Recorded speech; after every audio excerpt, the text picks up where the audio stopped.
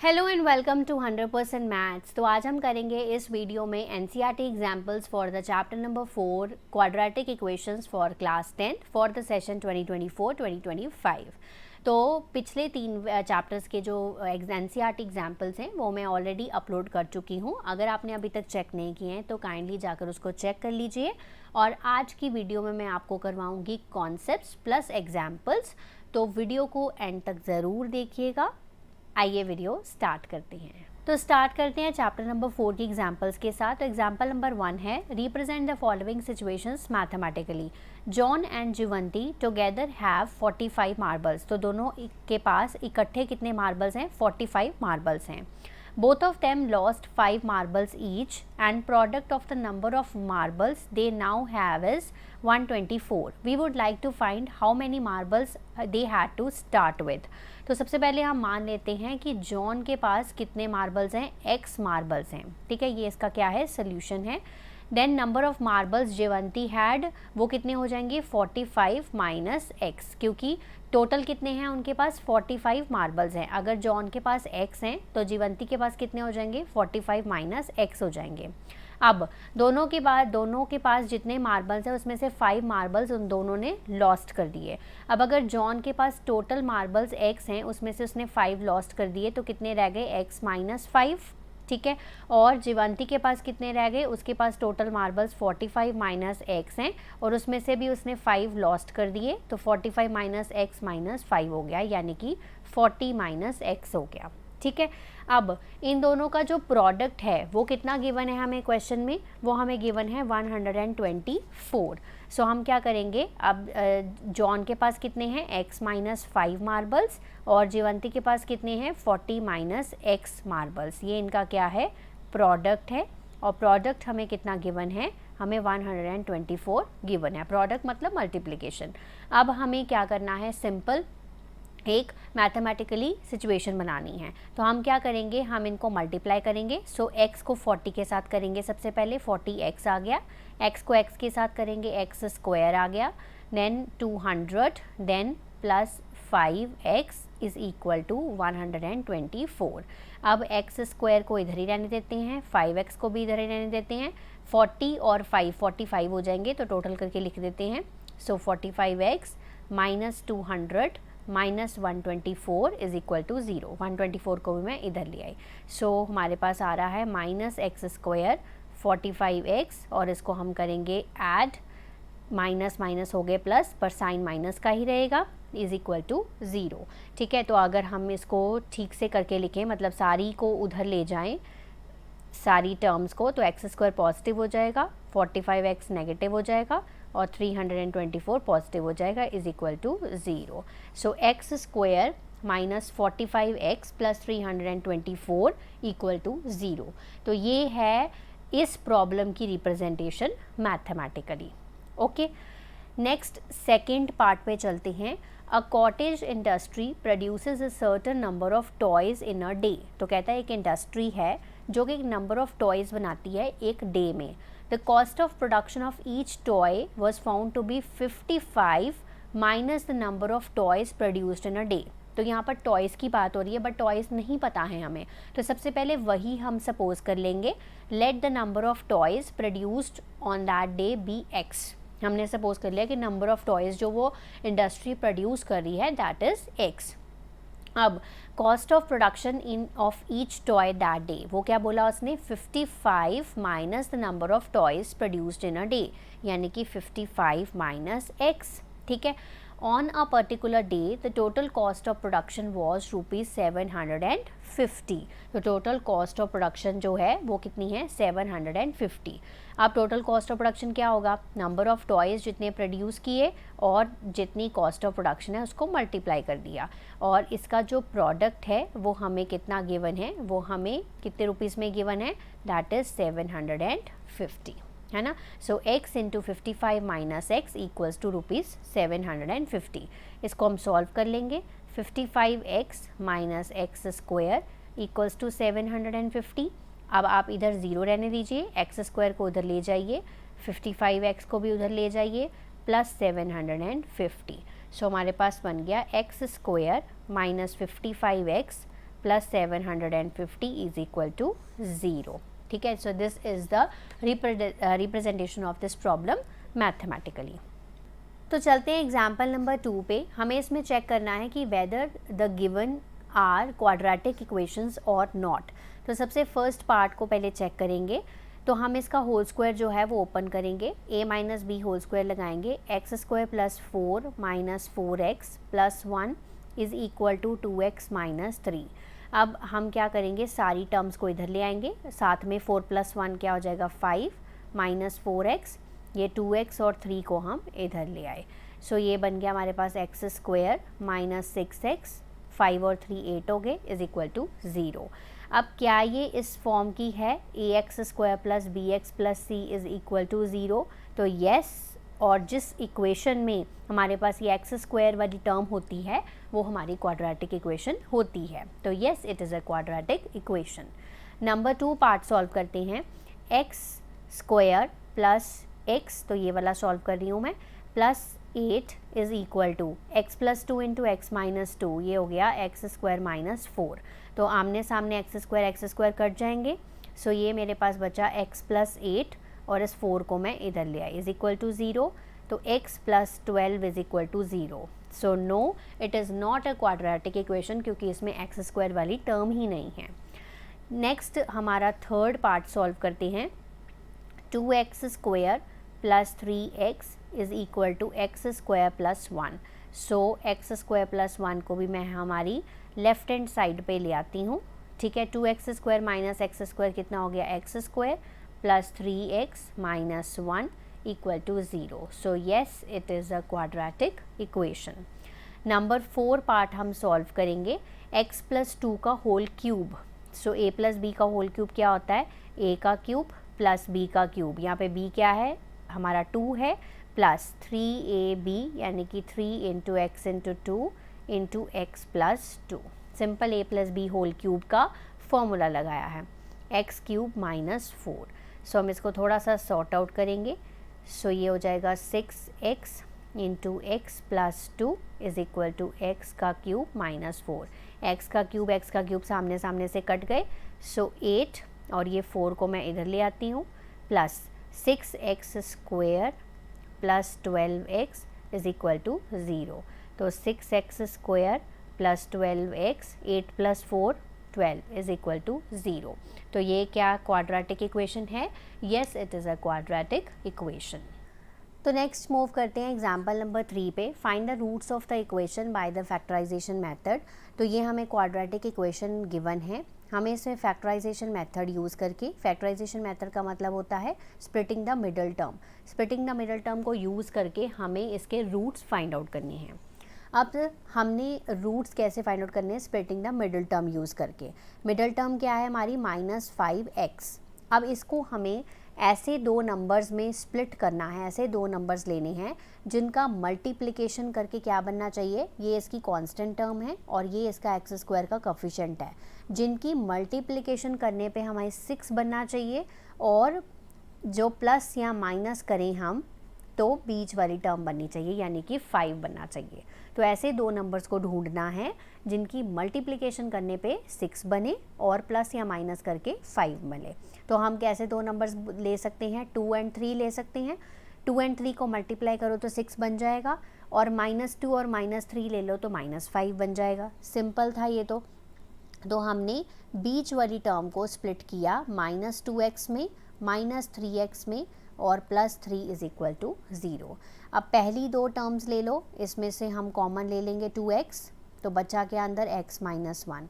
यहाँ पर 3 कॉमन ले लेंगे तो बचा क्या x माइनस 1. सो 2x माइनस 3 एक फैक्टर है, x माइनस 1 एक फैक्टर है.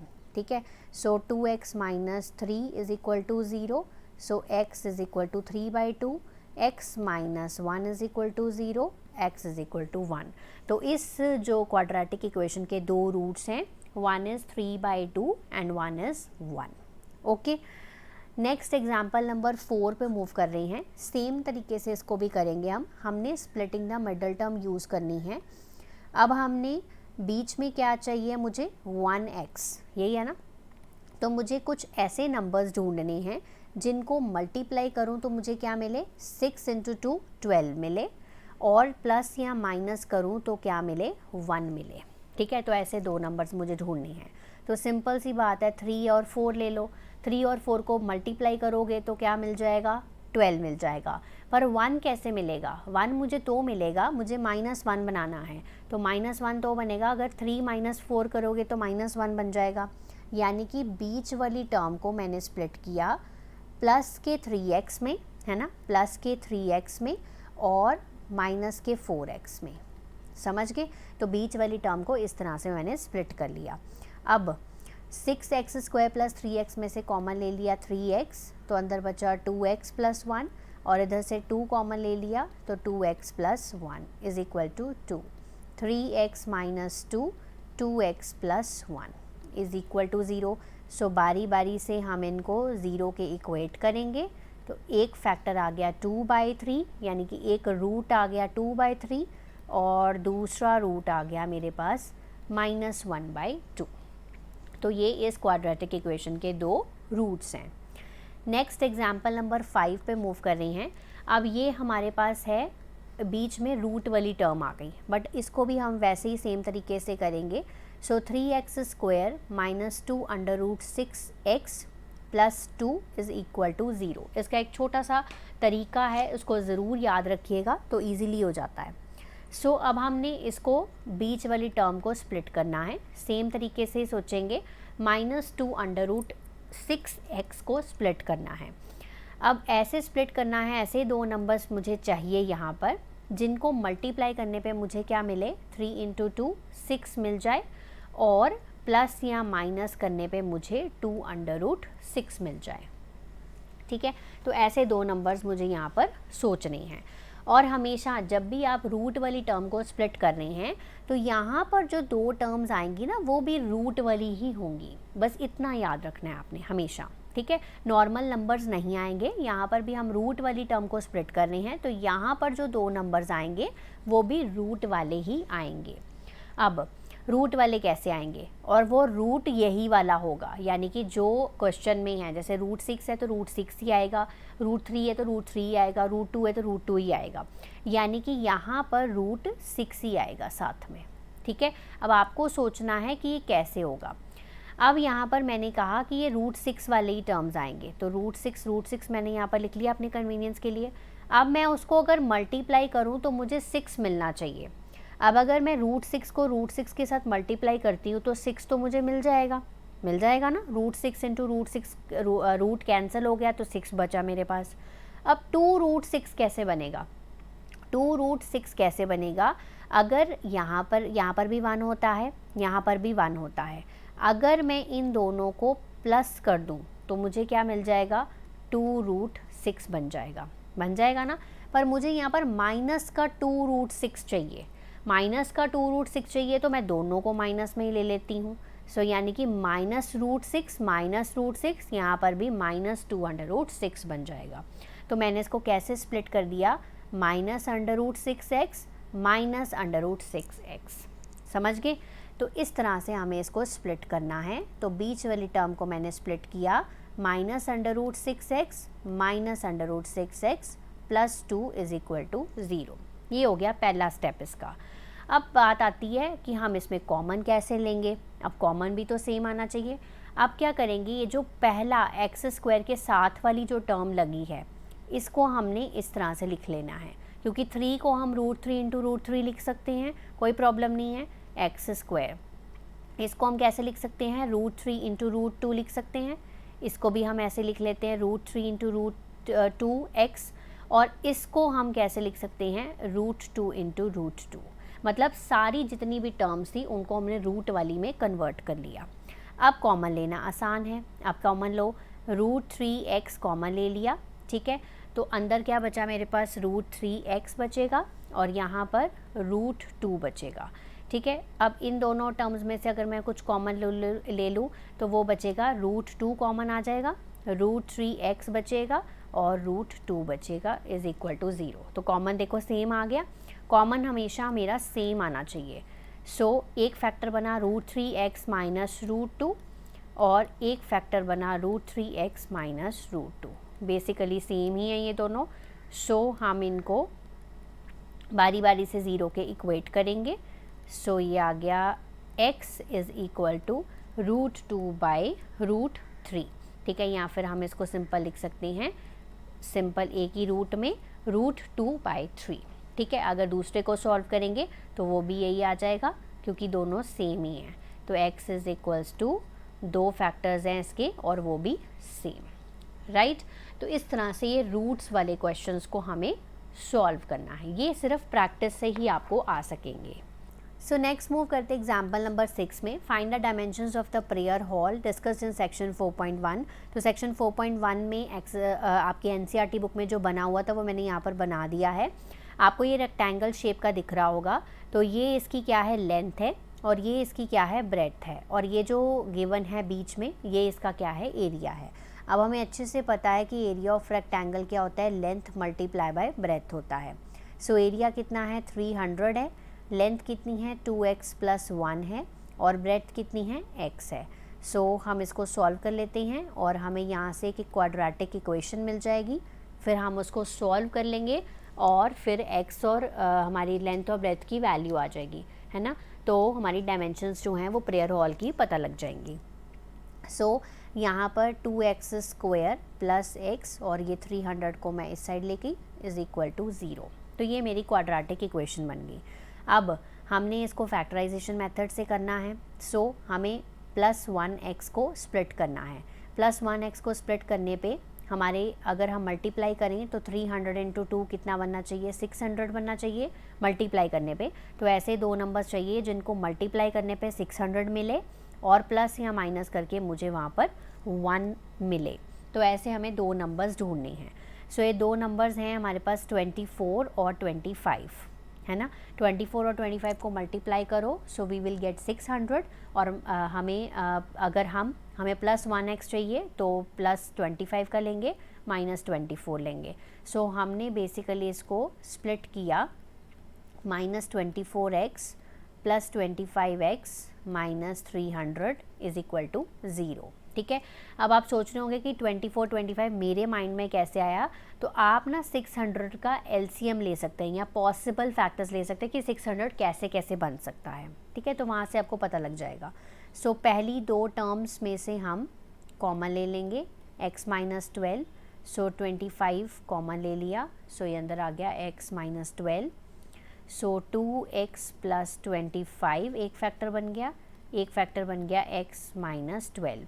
सो एक बार हमने इसको 0 पुट करा, सो इट विल बी -25/2, ठीक है। तो हमारी जो लेंथ है या ब्रेथ है कोई भी नेगेटिव में नहीं हो सकती, तो हम इसको रिजेक्ट कर देंगे। So x - 12 is equal to 0, x आ गया 12, यानी कि जो हमारी ब्रेथ है इस प्रेयर हॉल की वो कितनी है, 12 मीटर है, ठीक है।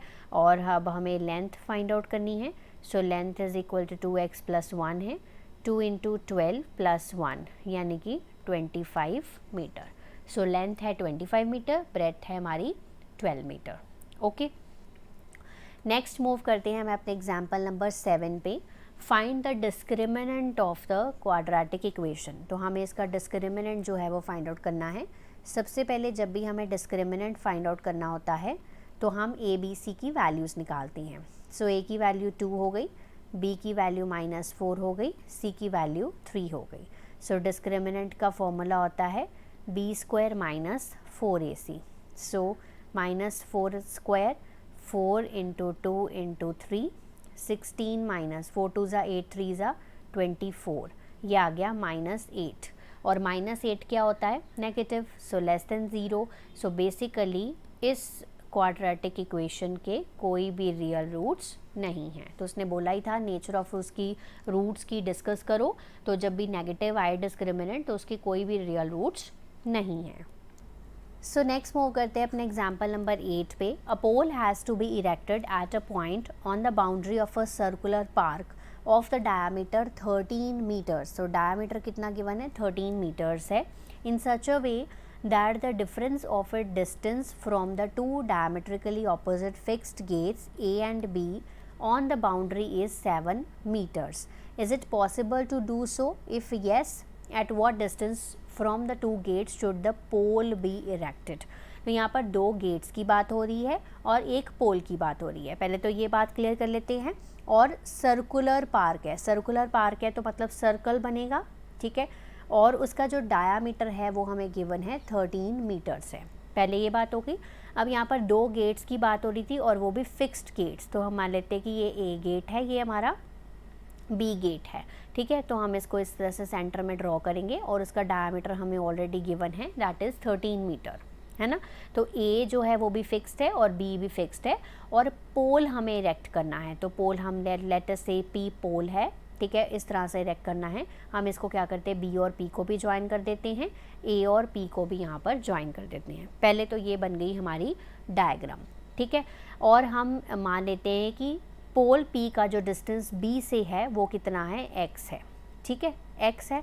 अब उसने कहा था in such a way that the difference of a distance from the 2 diametrically opposite fixed gates A and B on the boundary is 7 metres.